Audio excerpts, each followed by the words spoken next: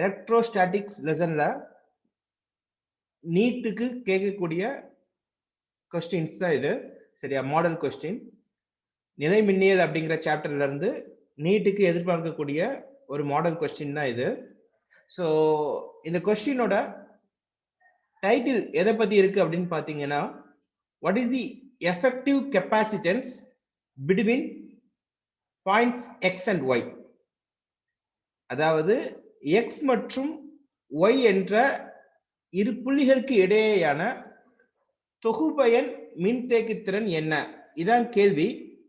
So முதல்ல வந்து நமக்கு இந்த கொஸ்டின்குள்ள போகிறதுக்கு முன்னாடி கெப்பாசிட்டர்ஸோட ஃபண்டமெண்டலான ஃபார்முலாஸ், ஃபண்டமெண்டல் பிரின்சிபலை தெரிஞ்சுக்கணும்.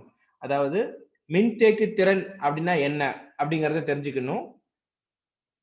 ஒரு மின்தேக்கி அப்படிங்கிறது, ஒரு கெப்பாசிட்டர் அப்படிங்கிறது என்ன பண்ணும் அப்படின்னா, ஒரு கெப்பாசிட்டர் அப்படிங்கிறதோட வேலை என்னன்னு பாத்தீங்கன்னா, நம்ம கொடுக்கக்கூடிய சார்ஜ ஸ்டோர் பண்ணக்கூடியது. ஸ்டோர் சார்ஜஸ், மின்னூட்டங்களை சேமிச்சு வைக்கக்கூடிய இல்லாட்ட சேகரிச்சு வைக்கக்கூடிய ஒரு டிவைஸ் தான் வந்து பாத்தீங்கன்னா இந்த மின்தேக்கின்னு சொல்லப்படக்கூடிய கெப்பாசிட்டர். சரியா? அப்போ முதல்ல வந்து பாத்தீங்கன்னா இந்த கெப்பாசிட்டர் எப்படி இருக்கும் அப்படின்னு பாத்தீங்கன்னா, ரெண்டு பேரலான பிளேட்டா இருக்கும். ரெண்டு இணையான தகடுகள் கொண்டதுதான். அதோட சிம்பிளே எப்படி இருக்குது பாருங்க, ரெண்டு இணையான தகடுகள், டூ பேரலல் பிளேட்ஸ் தான் வந்து பாத்தீங்கன்னா ஒரு கெப்பாசிட்டரோட சிம்பிள். ஸோ இதுல கொண்டு போய் நம்ம சார்ஜை ஸ்டோர் பண்ணணும் அப்படின்னா இதுக்கு நீங்க என்ன கொடுக்கணும்? மின்னழுத்த வேறுபாடு கொடுக்கணும். பொட்டன்ஷியல் டிஃபரன்ஸ் என்ன பண்ணணும்? கொடுக்கணும். ஏன்னா ஒரு மின்னழுத்த வேறுபாடு, உதாரணத்துக்கு இந்த தகடுக்கு வந்து பார்த்தோம்னா நேர் மின்னழுத்தமும் இந்த தகடுக்கு எதிர் மின்னழுத்தமும், இதுக்கு பாசிட்டிவ் பொட்டன்ஷியலும் இதுக்கு நெகட்டிவ் பொட்டன்ஷியலும் கொடுக்கும் போது ஆட்டோமேட்டிக்கா என்ன ஆகும்? ஒரு பாயிண்ட்ல இருந்து இன்னொரு பாயிண்ட்டுக்கு எலக்ட்ரான்கள் என்ன ஆகும்? ஓட ஆரம்பிக்கும். தட் இஸ் சார்ஜஸ் ஓட ஆரம்பிச்சு இதுல என்ன ஆகும்? அப்படியே ஸ்டோர் ஆகும். சரியா? ரைட். சோ அப்போ நீங்க கொடுக்கக்கூடிய பொட்டன்ஷியல் டிஃபரன்ஸ் எந்த அளவுக்கு அதிகமா இருக்குதோ அந்த அளவுக்கு உங்களுக்கு என்ன இருக்கும் அப்படின்னு பாத்தீங்கன்னா, அதிகமான மின்னூட்டங்களை உங்களால என்ன பண்ண முடியும்? சேகரித்து வைக்க முடியும். சரியா? சேகரித்து வைக்க முடியும். அப்போ இந்த ஒரு மின்தேக்கி அப்படிங்கிறது எப்போ வேலை செய்யும் அப்படின்னு பாத்தீங்கன்னா, 1 வோல்ட் மின்னழுத்த வேறுபாட்டுக்கு 1 வோல்ட் பொட்டன்ஷியல் டிஃபரன்ஸ் கொடுக்கும் போது எவ்வளவு மின்னூட்டங்கள் சேமிக்கப்படுது, இதுதான் வந்து பார்த்தோம்னா ஒரு மின்தேக்கியோட மின்தேக்கி திறன், அதாவது கெப்பாசிட்டன்ஸ் சொல்லப்படக்கூடியது. கெப்பாசிட்டன்ஸ் என்ன அர்த்தம்? 1 வோல்ட் மின்னழுத்த வேறுபாடுக்கு ஃபார் யூனிட் பொட்டன்ஷியல் டிஃபரன்ஸுக்கு how much charges can be stored. சரியா? சோ அதுதான் என்ன அர்த்தம்? ஒரு மின்தேக்கியோட மின்தேக்கி திறன், ஒரு மின்தேக்கியோட மின்தேக்கி திறன். சரி. So C is equal to என்ன ஃபார்முலா? Q by V. நல்லா கவனிச்சுக்கங்க, இந்த C அப்படிங்கிறது மின்தேக்குத்திறன் அப்படிங்கிறது நீங்க எந்த மாதிரியான பிளேட் வைக்கிறீங்க, அதே மாதிரி இந்த ரெண்டு பிளேட்டுக்கும் நடுவுக்குள்ள என்ன ஊடகத்தை வச்சு நிரப்பிருக்கீங்க அப்படிங்கறத பொறுத்ததுதான். C யோட அடிப்படையான ஃபார்முலா என்னன்னு பாத்தீங்கன்னா எப்சிலான் 0 A. A அப்படிங்கிறது என்னன்னா இந்த பிளேட்டோட பரப்பு, ஏரியா. D அப்படிங்கிறது இந்த ரெண்டு பிளேட்டுக்கு இன்பிட்வீன்ல இருக்கக்கூடிய தொலைவு, எப்சிலான் 0 A by D. அப்போ நல்லா கவனிங்க, சி அப்படிங்கிறது மின்னூட்டத்தை பொறுத்தோ மின்னழுத்த வேறுபாடை பொறுத்தோ மாற போறது கிடையாது. சி அப்படிங்கிறது ஒரு கான்ஸ்டன்ட் பாராமீட்டர், ஒரு மாறிலியான ஒரு விஷயம். ஏன்னா நீங்க மின்னூட்டத்தை கூட்டுனீங்கன்னா மின்னழுத்த வேறுபாடும் கூடும். மின்னூட்டத்தை குறைக்கிறீங்க, சார்ஜை குறைக்கிறீங்க அப்படின்னா பொட்டன்ஷியல் டிஃபரன்ஸ் ஆகும், டவுன் ஆகும். So it is a constant parameter. இது எதை பொறுத்து இருக்கும் அப்படின்னு பாத்தீங்கன்னா, ஏ இந்த தகடோட பரப்பு, இன்னொன்னு வந்து பார்த்தோம்னா இந்த ரெண்டு தகடுகளுக்கு இடைப்பட்ட தொலைவு டி, ரெண்டாவது இது ரெண்டுக்கும் நடுவுக்குள்ள என்ன ஊடகம் வச்சிருக்கீங்க, அந்த மீடியமோட பெர்மிட்டிவிட்டி, அந்த ஊடகத்தோட விடுதிறன், இந்த மூணையும் அடிப்படையா வச்சுதான் இருக்கும். சரி, இது நமக்கு தெரியும். இப்ப நமக்கு கேள்வியில கொடுத்திருக்கிறது வந்து பாத்தீங்கன்னா நிறைய மின்தேக்கிகள் சேர்ந்த தொகுப்பு, நிறைய மின்தேக்கிகளோட தொகுப்பு தான் கொடுத்திருக்காங்க. சரி, அப்போ நிறைய கெப்பாசிட்டர்ஸ் வந்து பார்த்தோன்னா நீங்க கம்பைன் பண்ணும்போது உங்களுக்கு ரெண்டு விதமான காம்பினேஷன் இருக்குது. ஒன்னு வந்து பாத்தீங்கன்னா series and another one is parallel. So இப்படி கனெக்ட் பண்ணீங்க அப்படின்னா இது வந்து பார்த்தோம்னா C1 அப்படிங்கிற கெப்பாசிட்டர், இது C2 அப்படிங்கிற கெப்பாசிட்டர், ரெண்டையும் வரிசையா கனெக்ட் பண்ணிருக்கீங்க. உதாரணத்துக்கு நான் இங்க தான் பொட்டன்ஷியல் டிஃபரன்ஸை கொடுக்குறேன், மின்னழுத்த வேறுபாடு இங்க தான் கொடுக்குறேன். ஸோ நான் கொடுக்கக்கூடிய மின்னழுத்த வேறுபாடு நேரா எதுக்கு போகுது? இது பிளஸ், இந்த பிளஸ் எங்க போகுது? இந்த C1க்கு போகுது. அப்ப இது என்ன ஆகும்? மைனஸ் ஆகும். இந்த மைனஸ் எடுத்து அடுத்த கெப்பாசிட்டரோட பிளஸ்ல கொடுக்குறேன். அதோட மைனஸ் எடுத்து வெளியே கொடுக்குறேன். இப்படி கனெக்ட் பண்ணியிருந்தா இதுக்கு பேர் என்ன பேரு? சீரியஸ் கனெக்ஷன் அப்படின்னு சொல்லிட்டு பேரு, தொடர் இணைப்பு அப்படின்னு சொல்லிட்டு பேரு, தொடர் இணைப்பு, சீரியஸ் கனெக்ஷன். சோ இந்த தொடர் இணைப்புல இணைக்கப்படும் போது சரியா, நீங்க அனுப்பக்கூடிய மின்னூட்டம் Q ஆனது மாறாம இருக்கும். அதாவது இதுல சேகரிக்கக்கூடிய மின்னூட்டத்தை Q1 வச்சுக்கோங்க, இதுல சேகரிக்கக்கூடிய மின்னூட்டத்தை Q2 வச்சுக்கோங்க. இதுல எவ்வளவு சார்ஜ் ஸ்டோர் ஆகுதோ அதை Q1 வச்சுக்கோங்க, இதுல எவ்வளவு சார்ஜ் ஸ்டோர் ஆகுதோ அதை Q2 வச்சுக்கோங்க. சரியா? அப்போ Q is equal to என்ன வரும் அப்படின்னு பாத்தீங்கன்னா Q1 which is equal to Q2. அதாவது நீங்க கொடுக்கக்கூடிய சார்ஜ் வந்து ஈக்குவலா இருக்கும். இதுல எவ்வளவு அதேதான், இதுல எவ்வளவு சேகரிக்கப்படுதோ அதே தான் இதுலயும் சேகரிக்கப்படும். ஏன்னா கண்டினியூஸா இருக்கிறதால, ஒரே ஒயர்ல கனெக்ட் ஆயிருக்கிறதால சார்ஜஸ் என்ன ஆகாது அப்படின்னு பாத்தீங்கன்னா பிரியாது. அதனால நீங்க கொடுக்கக்கூடிய மின்னூட்டம் மாறாது. அதே சமயத்துல மின்னழுத்த வேறுபாடு கண்டிப்பா மாறுபடும். இந்த கேப்புக்கு வரக்கூடிய இந்த C1க்கு மட்டும் வரக்கூடிய மின்னழுத்த வேறுபாடு V1 இருக்கும், இதுக்கு மட்டும் வரக்கூடிய மின்னழுத்த வேறுபாடு என்ன இருக்கும்? V2 இருக்கும். அப்ப நீங்க கொடுக்கக்கூடிய மொத்த பொட்டன்ஷியல் டிஃபரன்ஸ் ரெண்டா உடையும், V1 plus V2 உடையும். சோ நமக்கு தான் ஃபார்முலா தெரியுமா, V is equal to என்ன ஃபார்முலா? Q by C. அப்போ இது வந்து பார்த்தோம்னா டோட்டல் பொட்டன்ஷியல் டிஃபரன்ஸ். அப்ப நான் இங்க போடும்போது டோட்டல் சார்ஜ் போட்டுக்குவேன். V is equal to என்ன ஃபார்முலா? Q by C. அப்போ வந்து பாத்தீங்கன்னா V க்கு பதிலா Q by டோட்டல் கெபாசிட்டன்ஸ் அல்லது நெட் கெபாசிட்டன்ஸ் சொல்லுவோம். நெட் கெபாசிட்டன்ஸ் V1 அப்படிங்கிறது என்னன்னு பாத்தீங்கன்னா ஃபர்ஸ்ட் இதுல சேகரிக்கப்படக்கூடியது Q1, அதோட மின்தேக்கு திறன் C1, இது Q2 by C2. சோ இதுல Q1 Q2 எல்லாமே ஈக்குவல். சோ அப்ப 1 by C net that is equal to 1 by C1 plus 1 by C2. அப்ப இரண்டு மின்தேக்கிகள் தொடர் இணைப்பில் இணைக்கப்பட்டிருந்தால் அவற்றின் தலைகீழிகளின் கூடுதல் தொகுபையின் மின்தேக்கு திறனோட தலைகீழிக்கு சமமாக இருக்கும். ரெண்டு கெபாசிட்டர்ஸ் சீரியஸ்ல கனெக்ட் ஆயிருந்துச்சுன்னா அதோட கெபாசிட்டன்ஸோட இன்வெர்ஸோட அடிஷன் நெட் கெபாசிட்டன்ஸோட இன்வெர்ஸ்க்கு ஈக்குவலா இருக்கும். இதே பேரலல்ல கனெக்ட் பண்ணிருக்காங்க அப்படின்னா, அதாவது பக்க இணைப்புல கனெக்ட் பண்ணிருக்காங்க, பக்க இணைப்பு பேரலல் அப்படிங்கிறது என்ன? சோ ரெண்டு கெபாசிட்டர்ஸ் இருக்குது.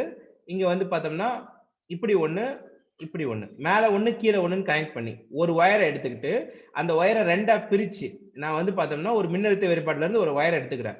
அந்த வயரை ரெண்டா டிவைட் பண்ணி ஒரு இதை வந்து பார்த்தோம்னா ஒரு கெபாசிட்டர் இருக்கும், இன்னொரு இதை இன்னொரு கெபாசிட்டருக்கும் கொடுக்குறேன்.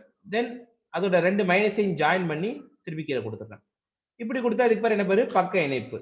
சோ இங்க உங்களுக்கு நல்லாவே தெரியும், இதுக்கு கொடுக்கக்கூடிய மின்னழுத்த வேறுபாடும் சரி, இதுக்கு கொடுக்கக்கூடிய மின்னழுத்த வேறுபாடு ரெண்டுக்குமே ஒரே அளவுக்கு பொட்டன்ஷியல் டிஃபரன்ஸ் தான். ஏன்னா ரெண்டோட பாசிட்டிவும் நெகட்டிவும் ஒரே ஒயர்ல தான் என்ன இருக்குது? கனெக்ட் ஆயிருக்குது. சரியா? இங்க அப்படி கிடையாது. இங்க வந்து பார்த்தோன்னா இதோட நெகட்டிவ் எடுத்து இதுக்கு பாசிட்டிவ் கொடுத்துருப்போம், அதோட நெகட்டிவ் எடுத்து அடுத்து கீழே சோர்ஸோட பாசிட்டிவ் நெகட்டிவ்ல கொடுத்துருப்போம். ஆனா இங்க அப்படி இல்லை, ரெண்டுமே ஒரே பாசிட்டிவ், ரெண்டுமே ஒரே நெகட்டிவ். அப்போ வந்து பார்த்தோம்னா இங்க ரெண்டு கெபாசிட்டர்ஸும் ஒரே பொட்டன்ஷியல் டிஃபரன்ஸ்ல இருக்குது. இங்க வந்து பாத்தீங்கன்னா டோட்டல் பொட்டன்ஷியல் டிஃபரன்ஸ் இங்க கொடுக்கிறது என்னவா இருக்கும்? சமமா இருக்கும். அதே சமயத்துல கொடுக்கக்கூடிய மின்னூட்டம் Q அப்படிங்கிறது ரெண்டா பிரிஞ்சிரும், மேல போறதுக்கு Q1, கீழே போறதுக்கு Q2. சோ அப்ப இங்க Q கான ஃபார்முலா எது பிரியுதோ அதோட ஃபார்முலா என்ன? Q is equal to CV. Q is equal to CV.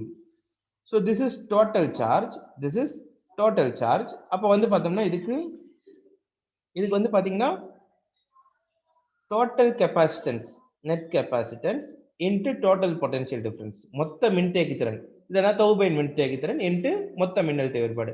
இதுக்கு என்ன? C1 into V1 plus C2 into V2.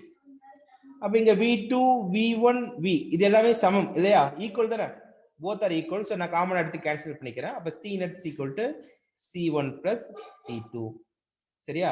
So இதுதான் வந்து அடிப்படையான விஷயங்கள். ஒரு மின்தேக்கி வந்து தொடர் இணைப்பிலேயோ பக்க இணைப்பிலேயோ இணைக்கப்படும் போது மொத்த மின்தேக்கி திறன் எப்படி இருக்கும்? தொடர் இணைப்பில் இணைச்சிருந்தீங்கன்னா, சீரியஸ் கனெக்டர்ல சேர்த்திருந்தீங்கன்னா இப்படி இருக்கும், பேரலல்ல சேர்த்திருந்தீங்கன்னா இப்படி இருக்கும். சரியா? சோ இது ஃபண்டமெண்டல். இப்போ இந்த ஃபண்டமெண்டல் நாலேஜை வச்சுக்கிட்டு இந்த கேள்வியை நம்ம என்ன பண்ணணும்? அப்ரோச் பண்ணணும். ஓகே, இப்போ இங்க பாருங்க, கேள்விக்கு வருவோம். கேள்வியில பாத்தீங்கன்னா நமக்கு எப்படி இருக்குது பாருங்க, ஒரு வயர்ல இருந்து வருது, அந்த ஒயர்ல இருந்து வர்றது சரியா ஆட்டோமேட்டிக்கா வந்து பாத்தீங்கன்னா நமக்கு ரெண்டா பிரிஞ்சு சரியா இங்க தான் போகுது பாருங்க C1 அப்படிங்கிற கெப்பாசிட்டருக்கு போகுது அப்புறம் வந்து பாத்தீங்கன்னா C3 அப்படிங்கிற கெப்பாசிட்டருக்கு போகுது தென் இதுக்கப்புறம் வர்றது இங்க இருந்து வரக்கூடிய இதை எடுத்துக்கிட்டு நான் இந்த மாதிரி காமனா ஒரு பாயிண்ட கனெக்ட் பண்றேன் பி அப்படிங்கிற பாயிண்ட கனெக்ட் பண்றேன் இந்த பில இருந்து வந்து பாத்தோம்னா இந்த சைடு ஒரு கெப்பாசிட்டர் C5 அப்படிங்கிற ஒரு கெப்பாசிட்டர் இருக்குது அதே மாதிரி இங்க இருந்து எடுத்துக்கிட்டு அதுவும் C5ஓட கனெக்ட் ஆயிருக்குது தென் இதோட பாயிண்ட் பாதியில இருந்து எடுத்துக்கிட்டு இங்க ஒரு C2 போகுது இங்க ஒரு C4 போகுது சோ பார்க்கிறதுக்கு சின்னதா ஒரு காம்ப்ளிகேஷன்ஸ் இருக்குது ஏன்னா வந்து பாத்தீங்கன்னா இதை நம்ம சீரியஸ்னோ பேரலனோ ஈஸியா என்ன பண்ணிட முடியாது முடிவு பண்ணிட முடியாது சீரியஸ்னோ பேரலனோ என்ன பண்ண முடியாது முடிவு பண்ண முடியாது ஏன் அப்படின்னு முடிவு பண்ண முடியாதுன்னா ஒரே ஒயர்ல இருந்து வந்து பார்த்தோம்னா ரெண்டா பிரியுதுன்னு நம்ம எடுத்துக்க முடியாது நடுக்குள்ள இந்த C5 அப்படின்னு சொல்லிட்டு இருக்கு பாத்தீங்களா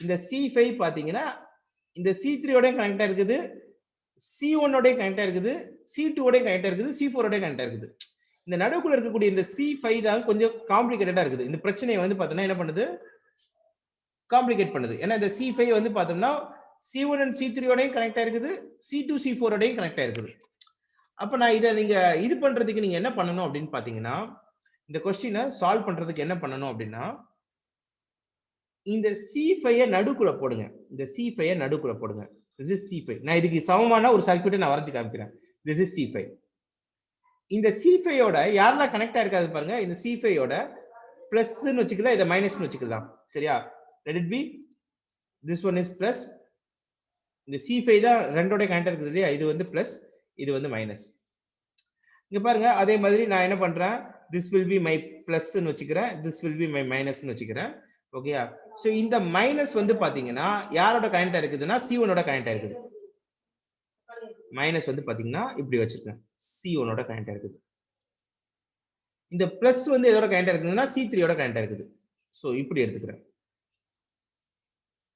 ஓகேயா தென் இந்த C1 C3 ஏங்கிற பாயிண்ட்ல ஜாயின் ஆகுறாங்க இந்த C1 C3 என்ன பாயிண்ட்ல ஜாயின் ஆகுறாங்க ஏங்கிற பாயிண்ட்ல ஜாயின் ஆகுறாங்க they are joining at point E ஓகேயா உங்களுக்கு புரியறதுக்காக நான் என்ன பண்றேன் இப்படி தனியா வரைஞ்சுக்கிறேன் சோ இந்த A எதோட கனெக்ட் ஆகுது X ஓட கனெக்ட் ஆகுது தென் நீங்க பாருங்க இந்த மைனஸ் வந்து பாத்தீங்கன்னா மறுபடியும் எதோட கனெக்ட் ஆகுது C2 ஓட கனெக்ட் ஆகுது இந்த மைனஸ்ல இருந்து வரக்கூடிய வயர் எகைன் எதுக்குள்ள போகுது C2 குள்ள போகுது ஓகேயா எகைன் இதோட பிளஸ் வந்து அப்படி வெளியே வருது இதோட பிளஸ் வந்து இப்படி வெளியே வருது தென் இந்த C5 ஓட பிளஸ் பாருங்க மறுபடியும் எதோட கனெக்ட் ஆகுது C4 ஓட கனெக்ட் ஆகுது சிமிலர்லி இதுக்கு நேரா பேரலலா தென் இவங்க ரெண்டு பேரும் எந்த பாயிண்ட்ல ஜாயின் ஆகுறாங்க டிங்கிற பாயிண்ட்ல ஜாயின் ஆகி வெளியே ஓடி போயிடுறாங்க வையா வெளியே ஓடி போகுது சோ நான் இந்த சர்க்கியூட்டை இந்த மாதிரி மாத்திருக்கிறேன் சரியா இது வந்து பார்த்தோம்னா நமக்கு நெய்தர் லுக் லைக் பேரலாவும் தெரியாது எதாவும் தெரியாது சீரியஸாவும் தெரியாது பாக்குறதுக்கு வந்து பார்த்தோம்னா நமக்கு எப்படி இருக்கும் அப்படின்னு பாத்தீங்கன்னா பேரலன்னு முடிவு பண்ணிட முடியாது அதே சமயத்துல சீரியஸ்னு எடுத்தோடனே முடிவு பண்ணிட முடியாது ஓகேயா ரைட் இப்போ இந்த பிரிட்ஜ் வந்து பாத்தீங்கன்னா இந்த மாதிரியான ஒரு சர்க்யூட்டுக்கு என்ன பேர் அப்படின்னு பாத்தீங்கன்னா வீட்ஷோன் பிரிட்ஜ் அப்படின்னு சொல்லிட்டு சொல்லுவோம் கரண்ட் எலக்ட்ரிசிட்டி சாப்டர்ல இது வரும் நமக்கு ஆனா என்னன்னா ரெசிஸ்டரா கனெக்ட் ஆகி வரும் வீட்ஷோன் சுற்று அப்படின்னு சொல்லிட்டு சொல்லுவோம்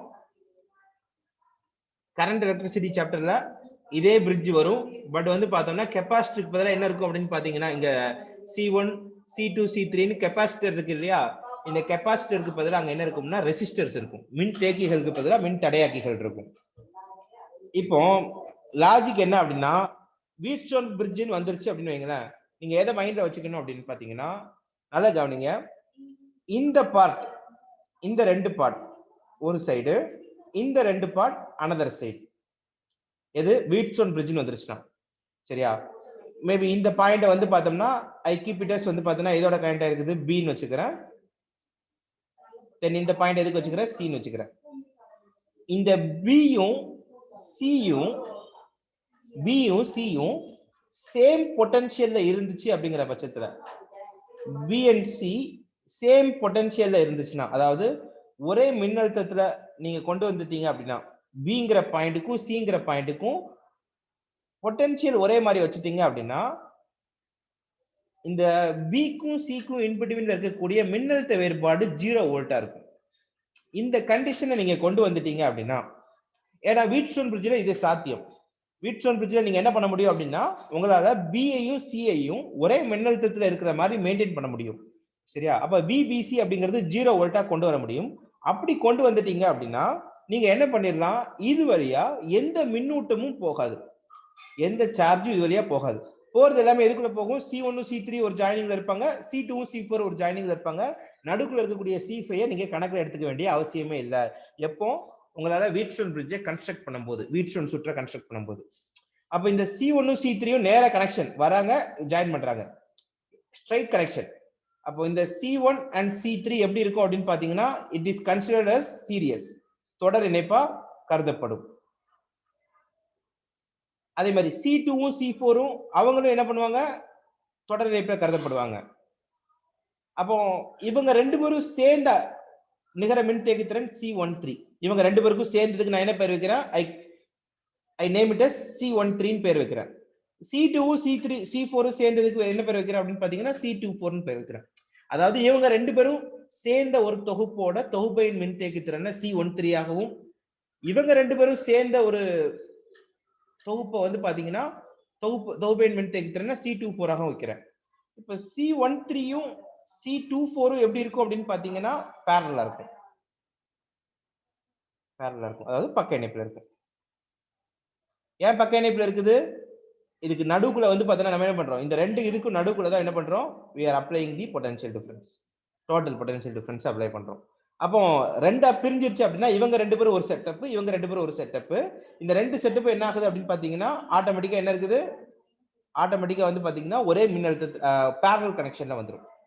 சோ இப்போ உங்களுக்கு வேலை மிச்சம். இப்போ வந்து பாருங்க C1ம் C3யும் தொடர் இணைப்பு அப்படின்னு சொல்லிட்டு வந்துருச்சுன்னா, C1ம் C3யும் தொடர் இணைப்புனா உங்களுக்கு தொகுப்பையின் மின்தேக்கி திறனுக்கு என்ன formula, 1/C13 = 1/C1 + 1/C3.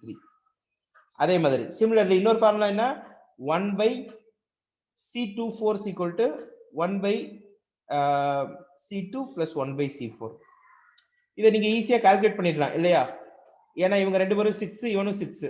so 1/6 + 1/6 which is equal to 2/6.